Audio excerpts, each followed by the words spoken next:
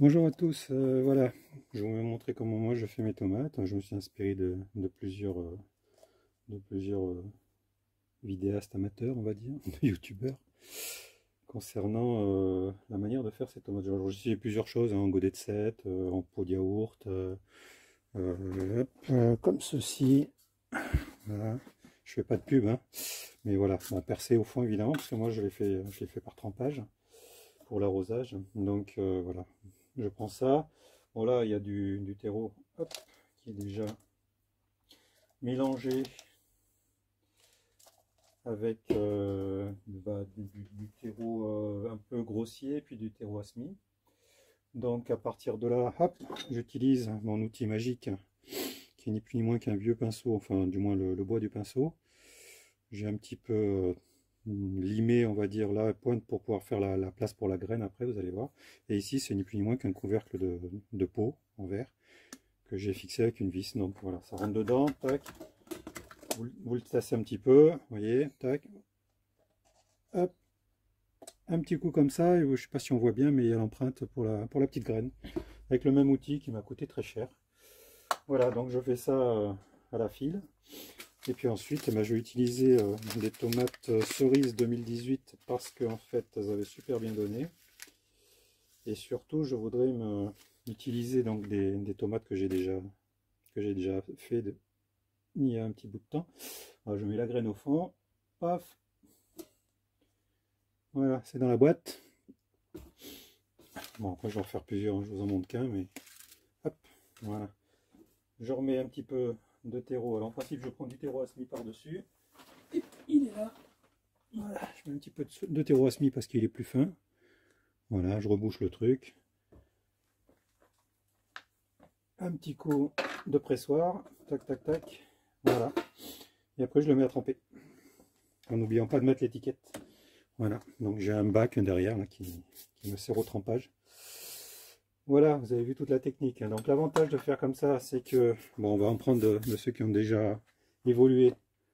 Vous retrouvez, évidemment, avec, voilà, donc ceux-là, ils ont, je vais vous dire, je les ai faits le 29 mars. Voilà, nous sommes aujourd'hui, je ne l'ai pas dit peut-être, nous sommes le 11, je crois, ou le 12 avril. Voilà, donc vous voyez, donc elles ont tendance à filer, effectivement, je suis d'accord, mais quand je remplis, donc ça évite le rempotage, hein. Voilà, quand je remplis, tac, bon, en moyenne je me mets carrément dans le bac, ça évite de foutre le bordel. Voilà, hop,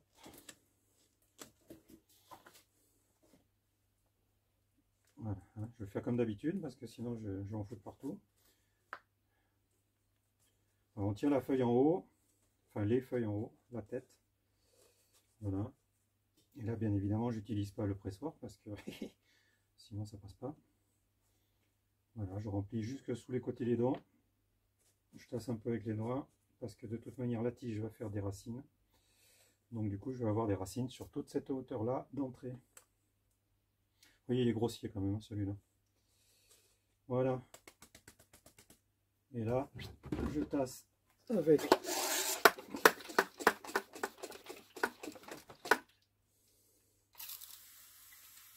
voilà.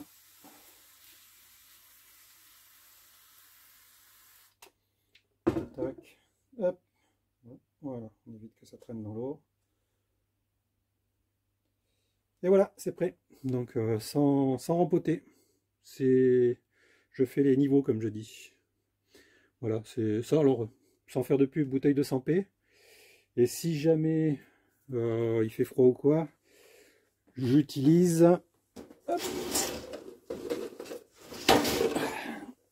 bouteille de badois. Alors, percée ou pas percée, celle-ci, elle est pas percée. Que je mets. Alors, je vais reprendre le suite tout à l'heure. Avec la graine, voilà. Que je mets dedans, parce que ça rentre. Voilà pourquoi je prends deux modèles de bouteilles différentes. Voilà, et ça me fait une petite serre, tout bêtement. Donc là, c'est percé par trempage, ça remplit, puis c'est plus pratique quand vous en avez plusieurs à arroser. Voilà, donc et vous vous retrouvez avec ça, et puis une fois que vous avez fait le niveau, ben, donc au fur et à mesure que vous le remplissez, ben, évidemment, quand c'est à l'intérieur comme ça, la serre monte. Du coup, ouais, ça vous dérange pas, quoi. Je veux dire, la tomate n'atteint pas le haut de la serre, hein, elle n'est pas embêtée. Voilà, voilà. Donc, je vais vous montrer ce que j'ai de la première vague de tomates. Donc voilà, celle que j'ai fait, la première vague. Ça, c'est la deuxième et la troisième qui va y être là. Pas les vagues du Covid. Alors, voilà. Je sais pas si on les voit bien. Je vais regarder au travers. Voilà. Vous voyez toutes les racines? Et la taille de la tige. Il y a encore des poils donc, qui pourraient devenir des potentielles racines. Bon, alors moi, arrivé à un moment, je coupe les cotylédons. Hein. Donc voilà. Bon là, ça a un petit peu soif. Hein. Ça fait un petit bout de temps que j'ai pas arrosé. Ben, vous voyez les tiges bien violettes. Il n'y a pas de souci avec ça. Et ben voilà, hein, donc ça évite la galère du rempotage, quoi. Enfin, galère. Hein. Ça évite le fait de rempoter. Vous faites juste le niveau et après vous atteignez ce genre de choses. Et toujours les trous en dessous pour le remplissage par capillarité. Voilà, parce que ça reste dans mes bacs en alu, là. Enfin, pas en alu, pardon, en inox. Voilà. Voilà les trucs qui me permettent de gagner du temps sur les tomates. Bon, je le fais sur les tomates parce que, évidemment, la tige produit des racines au fur et à mesure. Donc, du coup, bah, on pense qu'elles ont filé. Enfin, c'est pas qu'on pense, elles ont filé. Mais quelque part, ça m'arrange bien. Parce qu'après, je me retrouve avec des racines sur toute la hauteur. Voilà, vous savez tout sur ma manière de procéder, je simplifie au maximum hein, les choses parce que voilà, un jardin c'est super, mais ça prend quand même pas mal de temps. C'est tant qu'à faire, hein. Autant se trouver des solutions. J'en ai essayé plusieurs, celle-ci me convient. Donc au départ j'ai fait avec de la bouteille. Ouais, d'ailleurs je dois en avoir ici.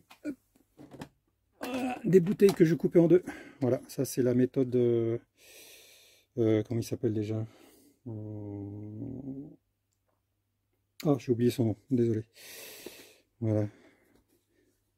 Et donc, bah, je regarderai, je vous le mettrai en dessous éventuellement. Vous voyez, tac. Alors le problème de ça, vous voyez, on voit encore les traces de l'adhésif. Donc le problème c'est ça, c'est l'adhésif.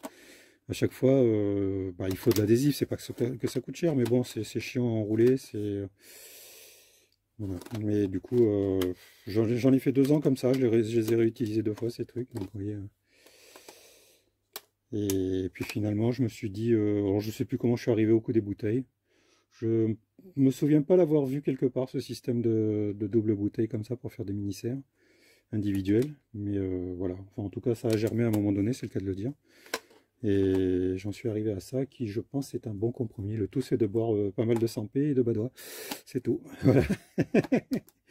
Voilà, voilà. Alors, ouais, il y a peut-être d'autres marques hein, qu'on peut utiliser. L'avantage de celle-ci par rapport au carré, c'est qu'elles sortent plus facilement quand on les démoule pour les mettre en terre. Voilà, c'est le gros avantage. Les petites stries qu'il y a dessus sont pas chiantes à passer, quoi. Voilà.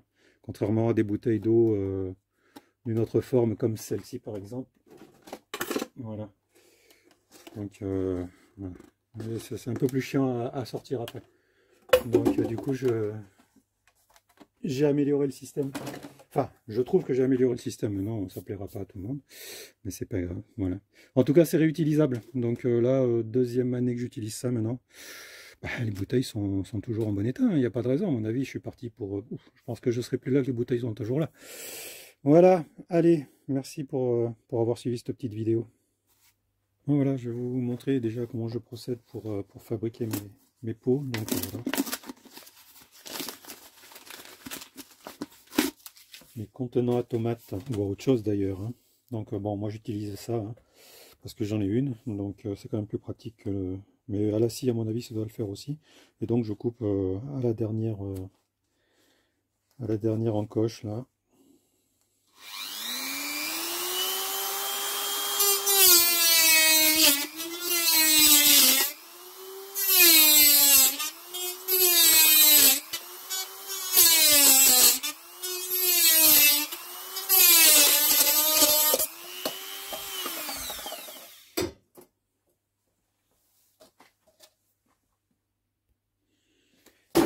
Et donc là, hop, j'utilise le fer à souder. Bon, ça évidemment, cette partie-là part aux poubelles jaunes. Hein. Et donc j'utilise un fer à souder électrique. Pareil, un vieux coucou que j'avais, qui est quand même pas mal une fois qu'il est chaud. Je l'ai mis à chauffer un peu avant, vous voyez. Voilà, tout simplement. Parce que j'ai essayé à la perceuse, mais c'est un peu plus pénible. Voilà, 5 trous sont faits très rapidement.